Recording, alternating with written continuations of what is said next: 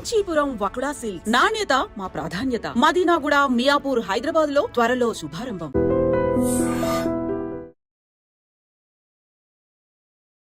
Hi, hello, నమస్తే, welcome back to iDream media. ఈరోజు మనతో ఉన్నారు 30 ఇయర్స్గా లా ప్రాక్టీస్ చేస్తూ ముఖ్యంగా ఇమ్మిగ్రేషన్ మనకి లాయర్గా ఉన్న రాహుల్ రెడ్డి గారు మనతో ఉన్నారు. ఈ స్టూడెంట్ వీసాకు సంబంధించి ఓపీటీ అండ్ స్టెమ్ ఎక్స్టెన్షన్ గురించి ఈరోజు ఎపిసోడ్లో మాట్లాడబోతున్నారు. మీకు ఏ డౌట్స్ ఉన్నా సరే కామెంట్ సెక్షన్లో మెన్షన్ చేయండి. దానిపై మరిన్ని సిరీస్ ఎపిసోడ్స్ రానున్నాయి. Hi sir. నమస్కారం. బాగున్నారా? బాగున్నాను sir. How are you? Good good. Sir, ముఖ్యంగా స్టూడెంట్ వీసా మీద ఎవరైతే వెళ్తూ ఉంటారో వాళ్ళు ఇనిషియల్ పీరియడ్లో వాళ్ళకి ఓపీటీ మీద ఇచ్చే ఈ టైం పీరియడ్ అనేది ఏ విధంగా ఉంటుందంటారు? లేటెస్ట్గా దాని మీద ఎటువంటి అప్డేట్స్ రానున్నాయంటారు? ఇప్పుడు నార్మల్గా డిగ్రీ చేసేటప్పుడు కానీ బ్యాచిలర్స్ కానీ మాస్టర్స్ చేయగానే మన పిల్లలు ఎక్కువ మంది మాస్టర్స్ పోతుంటారు కాబట్టి మాస్టర్స్ గురించి ఎక్కువ మాట్లాడదాం.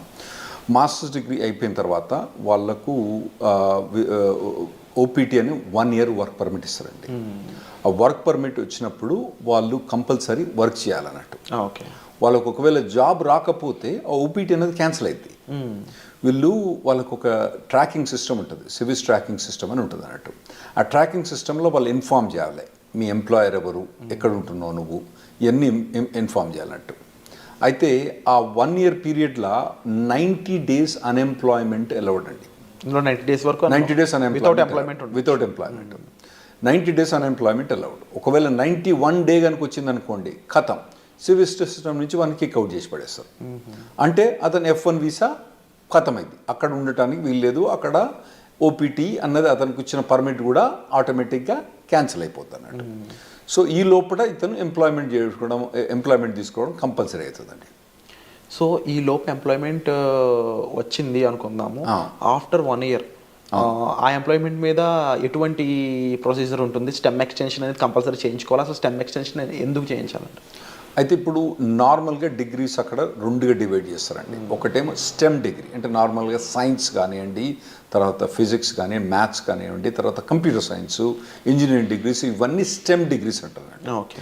గవర్నమెంట్ అక్కడ పిల్లల్ని స్టెమ్ డిగ్రీస్ చేయడానికి ప్రమోట్ చేయడానికి ఈ స్టెమ్ ఎక్స్టెన్షన్ ఒకటి పెట్టింది అన్నట్టు.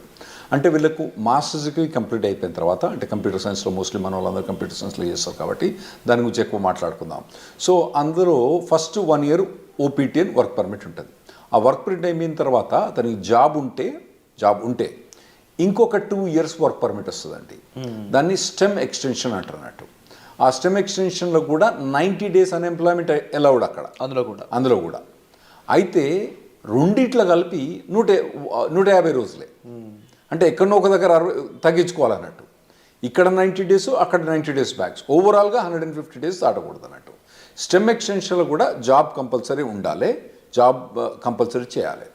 అంటే ఈ 180 days పక్కన పెడితే యాక్చువల్లీ 150 90 + 90 కాదు. అక్కడ ఇక్కడ 60 ఇవ్వాలన్నా, అక్కడ 70 ఎక్కడో కంట్రోల్ చేసి పెట్టాలన్నట్టు.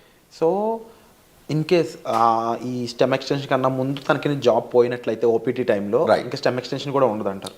ఒకవేళ స్టెమ్ ఎక్స్టెన్షన్ చేసే టైంలో ఓకే, మీకు మొదలే స్టెమ్ ఎక్స్టెన్షన్ ఓపీటీ అయిపోక ముందే మీకు 3 months ముందే స్టెమ్ ఎక్స్టెన్షన్ ఫైల్ చేసుకోవచ్చు. ఒకవేళ స్టెమ్ ఎక్స్టెన్షన్ ఫైల్ చేసుకునే తప్పుడు ఒకవేళ జాబ్ లేదనుకోండి, ఇక మనని గోవిందా, అతనికి మాత్రం ఆ స్టెమ్ ఎక్స్టెన్షన్ రాదు. కంపల్సరీ అప్పుడు జాబ్ ఉండాలి. సో కంపల్సరీ ఓపీటీ టైంలో జాబ్ ఉండాలి అండ్ అది ఎక్స్టెన్షన్ టైంలో కంపల్సరీ జాబ్ ఉండాలి. ఓపీటీ మొదలైనప్పుడు ఉండనక్కర్లేదు, ఓపీటీ ఎండ్ అయ్యేటప్పుడు మాత్రం కంపల్సరీ ఉండాలి. లేకపోతే మనోడు గోవిందా అవుతాడు, స్టెమ్ ఎక్స్టెన్షన్ రాదు. సో ఓవరాల్గా how long they can stay? 3 years time duration proper stay చేయొచ్చు? అవునండి, 3 years. అంటే 2 years ఏమో వీళ్ళు మాస్టర్స్ చేస్తారు. టిపికల్గా 1.5 year.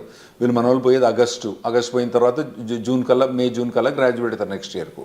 అంటే 1.5-2 years వీళ్ళు గ్రాడ్యుయేట్ అయిపోయిన తర్వాత మళ్ళీ వీళ్ళకు 3 years. ఫస్ట్ ఓపీటీ 1 year, తర్వాత స్టెమ్ ఎక్స్టెన్షన్ 2 years. ఈ 3 years పర్మిట్ ఉంటుంది, వర్క్ పర్మిట్.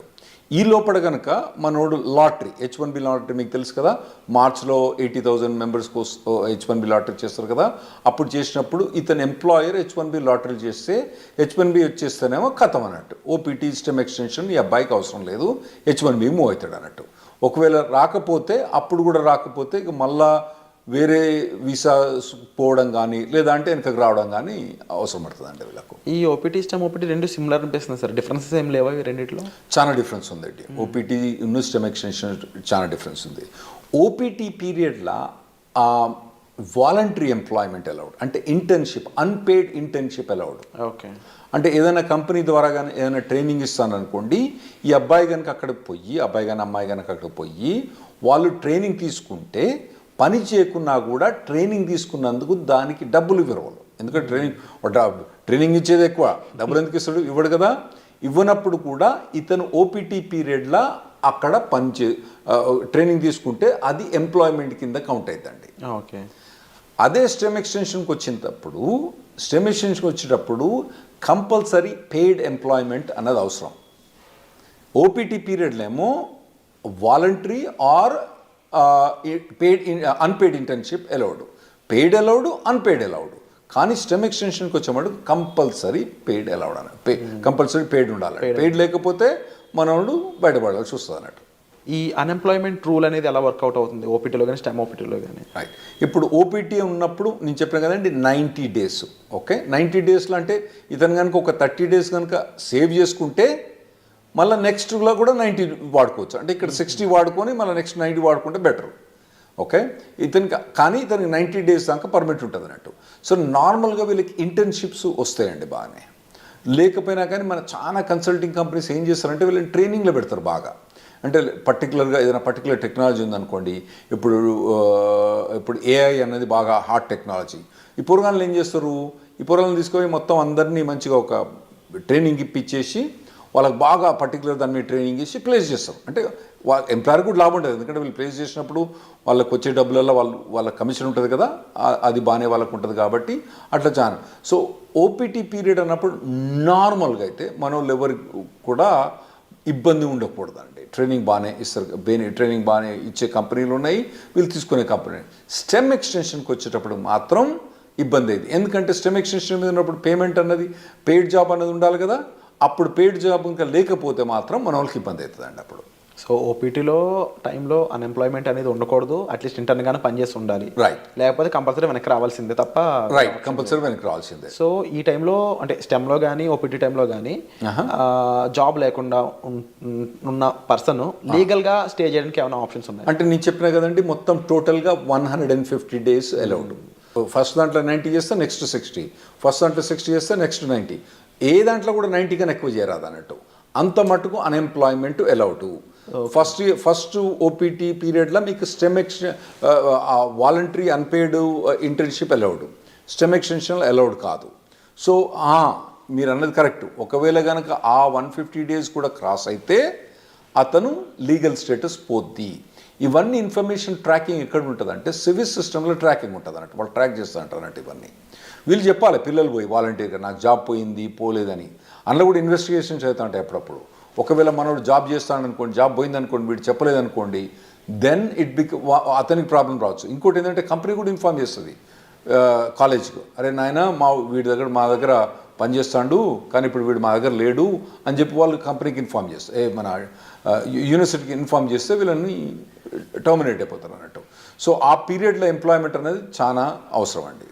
అయితే ఈ స్టెమ్ ఎక్స్టెన్షన్లో 40 hours జాబ్ అవసరం లేదు, 25-30 hours జాబ్ కూడా చేసుకోవచ్చు. ఒకవేళ కనుక అతనికి తక్కువ జాబ్ ఏదైనా దొరికింది అనుకోండి, తక్కువ టైంలో దొరికింది అనుకోండి, స్టెమ్ ఎక్స్టెన్షన్లో ఆ 25 hours 30 hours కూడా చేసుకోవచ్చు అన్నట్టు. ఇది స్టెమ్ ఎక్స్టెన్షన్ ఫస్ట్ 1 year కాదు, తర్వాత నెక్స్ట్ 2 yearsలో.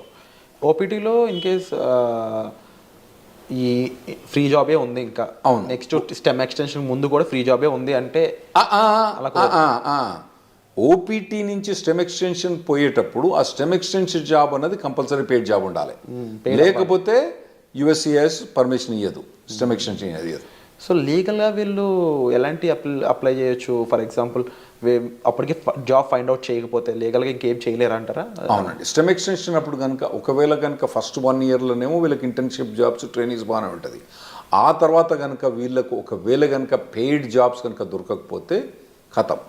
సో వీసా చేంజ్ అవ్వడం లాంటి ప్రొసీజర్ ఏమైనా ఫాలో అవ్వచ్చు? అవునండి. అప్పుడు వాళ్ళు B2కు చేంజ్ ఆఫ్ స్టేటస్ ఫాలో కావచ్చు, లేదంటే మళ్ళీ కాలేజ్ పోయి ఇంకో మాస్టర్స్ డిగ్రీ చేయొచ్చు, మళ్ళీ లేదంటే డాక్టరేట్ డిగ్రీ చేయొచ్చు, లేదంటే వాళ్ళకు ఒకవేళ H4 ఆప్షన్ ఉంటే H4 చేయొచ్చు, లేదా ఇండియాకి రావాలన్నా ఇండియాకి రావచ్చు, లేదా కెనడాకి పోవన్నా కెనడాకి పోవచ్చు. సో అప్పుడప్పుడు మన వాళ్ళు జనాలు వచ్చి చెప్తా అంటారు, నేను 2 మాస్టర్స్ డిగ్రీ చేసిన 3 మాస్టర్స్ డిగ్రీ చేసిన అంటారు. వీళ్ళు ఏంది అక్కడ 2 మాస్టర్స్ డిగ్రీ చేసింది ఎందుకు, ఆడ పోయి వాళ్ళు ఏదో మాస్టర్స్ డిగ్రీ ఇంకో మాస్టర్ డిగ్రీ ఉంటే వాల్యుయేషన్ అని కాదు. 90% ఆఫ్ ద మెంబర్స్ ఏమవుతారంటే వాళ్ళు అక్కడ ఉండటానికి వేరే మాస్టర్స్ డిగ్రీ చేస్తారు. అది ఇంకోటి మీరు అడగొచ్చు ఏంటంటే, మరి ఇంకో మాస్టర్స్ డిగ్రీ చేస్తే మళ్ళీ 3 ఏళ్ళు పర్మిట్ వస్తుందా? గ్రేస్ పీరియడ్స్ ఎలా ఉంటాయి అసలు? ఒక లెవెల్ ఆఫ్ డిగ్రీకి ఒక ఓపీటీ, ఒక స్టెమ్ ఎక్స్టెన్షన్, ఇంకో లెవెల్ ఆఫ్ డిగ్రీకి ఒక ఓపీటీ, ఒక స్టెమ్ ఎక్స్టెన్షన్. అంటే బ్యాచిలర్స్ డిగ్రీకి ఓపీటీ స్టెమ్ ఎక్స్టెన్షన్ ఉంటుంది, మాస్టర్స్ డిగ్రీకి ఓపీటీ స్టెమ్ ఎక్స్టెన్షన్ ఉంటుంది, మళ్ళీ డాక్టరేట్ డిగ్రీ ఉంటుంది. మనోళ్ళు చాలామంది పోయేది మాస్టర్స్ డిగ్రీకి కాబట్టి వాళ్ళు మాస్టర్స్ డిగ్రీ చేసినప్పుడు ఒక ఓపీటీ, ఒకటి స్టెమ్ ఎక్స్టెన్షన్, అంటే 3 ఏళ్ళు వర్క్ పర్మిట్ ఉంటుంది. ఈ లోపల కనుక వాళ్ళకు జాబ్ పోతే వాళ్ళు మళ్ళీ వేరే మాస్టర్స్ జాయిన్ అయ్యి మళ్ళీ మాస్టర్స్ తీసుకుంటే మళ్ళీ ఓపీటీ అన్నది రాదు. ఓవరాల్గా మాస్టర్స్ అనే దానికి ఒకే ఓపీటీ ఒకటే మళ్ళీ మాస్టర్ చేసి ప్రతిసారి మాస్టర్ చేసినప్పుడల్లా ఓపీటీ మళ్ళీ అది వస్తుందా? రాదు. అండ్ ఇన్ కేస్ జాబ్ వచ్చాక జాబ్ ఛాలెంజెస్ అనేవి ఏ విధంగా ఉంటాయి వీళ్ళకి? ఉంటాయండి, జాబ్ ఛాలెంజెస్ బాగా టఫ్గా ఉంటాయి. ఎందుకంటే వీళ్ళు నార్మల్గా కన్సల్టింగ్ కంపెనీ ద్వారా పోతారు కాబట్టి వీళ్ళకి జాబ్ డ్యూటీస్ హెవీగా ఉంటాయి, జాబ్ ఛాలెంజెస్ ఉంటాయి. నేను నార్మల్గా స్టూడెంట్స్కి ఏం చెప్తా అంటే, ఇక్కడ మీరు ఇంజనీరింగ్ చేసేటప్పుడు, ఇండియాలో ఇంజనీరింగ్ చేసేటప్పుడు మీరు ఇంటర్న్షిప్స్ చేయండి. వేరే కంపెనీస్లలో, సాఫ్ట్వేర్ కంపెనీస్లో ఇంటర్న్షిప్ చేయండి. ఇక్కడ నాకు తెలిసి ఇక్కడ చాలా software companies they are ready to take ఈ ఇంటర్న్స్ తీసుకుంటాను రెడీ ఉంటారండి. ఇంటర్న్షిప్ చేయండి, తర్వాత పర్టికులర్గా ఏ సాఫ్ట్వేర్ మీద కానీ ట్రైనింగ్ చేయండి, మోడల్ ప్రాజెక్ట్స్ చేయండి. ఇటువంటివన్నీ మీరు ఫస్ట్ ఇయర్ నుంచి చేసుకుంటే రావాలన్నట్టు. అంటే ఎలాంటి ఇండస్ట్రీస్ మోస్ట్లీ ఓపీటీని స్టెమ్ని ఎక్కువ రిక్రూట్ చేసుకుంటాయంటే? ఇప్పుడు అంటే మన వాళ్ళందరూ ఐటీలో పోతుండ్రు కాబట్టి ఐటీ ఇండస్ట్రీ గురించి మనకు ఎక్కువ ఉంటాయి. అంటే వేరే ఇండస్ట్రీ అంత మెచ్యూర్ కాలే. ఇప్పుడు వేరే మెకానికల్ ఇంజనీర్ కానీ సివిల్ ఇంజనీర్ కానీ వీళ్ళకి పోతే వీళ్ళకు ఓపీటీ మీద జాబ్ కానీ మెకానికల్ ఇంజనీర్ వాటి మీద ఓపీటీ స్టెమిషన్ చాలా కష్టమైంది అబ్బాయిలకు వాళ్ళకు. అదే ఐటీలో పోయిన వాళ్ళకి ఏంటంటే వీళ్ళకి ఒక పాత్వే ఉన్నది ఆల్రెడీ, చాలా మట్టుకు జాబ్ ఆపర్చునిటీస్ బాగానే ఉన్నాయి. కాకపోతే మన పిల్లలు ఏం చేయాలంటే మొదటి నుంచే వీళ్ళు ట్రైన్ కావాలి. ఏదైనా పర్టికులర్ టెక్నాలజీ ఎంచుకొని వీళ్ళు ఫస్ట్ ఇయర్ బ్యాచిలర్స్ డిగ్రీ కానీ సెకండ్ ఇయర్ బ్యాచిలర్స్ డిగ్రీ కానించి అప్పటి నుంచి ఏదైనా టెక్నాలజీ ఎంచుకొని పోవాలి. తర్వాత ఏంటంటే మధ్యలో టెక్నాలజీ చేంజ్ అయిందనుకోండి, చేంజ్ కావాలి దానికి టెక్నాలజీ. ఎందుకంటే టెక్నాలజీ ఎంత ఫాస్ట్గా చేంజ్ అవుతుందంటే ఆర్టిఫిషియల్ ఇంటెలిజెన్స్ ఏంటంటే 3 ఏళ్ల కింద దాని పేరేం లేదు, నవిడియా పేరేం లేదు. ఇప్పుడు అది number 1 company in the world అయిపోయింది. సో అట్లా టెక్నాలజీస్ అన్ని ఇప్పుడు అందరూ ఎవ్వరు కూడా ఆర్టిఫిషియల్ ఇంటెలిజెన్స్ అంటున్నారంటూ. అది కొందరు కొన్ని కంపెనీస్ పనిచేసేవాళ్ళు చెప్తారు, మాకు అసలు ఆర్టిఫిషియల్ ఇంటెలిజెన్స్ అవసరం లేదు, కానీ మా కంపెనీలో ఎందుకు హైర్ చేస్తున్నారో లేదు, వాడు రెజ్యూమ్ మీద ఆర్టిఫిషియల్ ఇంటెలిజెన్స్ బెటర్, వానికి ఒక ఏదైనా కోర్సు కానీ ఏదన్నా ఒక 5 months ఎంప్లాయ్మెంట్ కానీ ఇంటర్న్షిప్ కానీ ఉంటే తీసేసుకుంటారు మా దగ్గర అని చెప్తాను వాళ్ళు.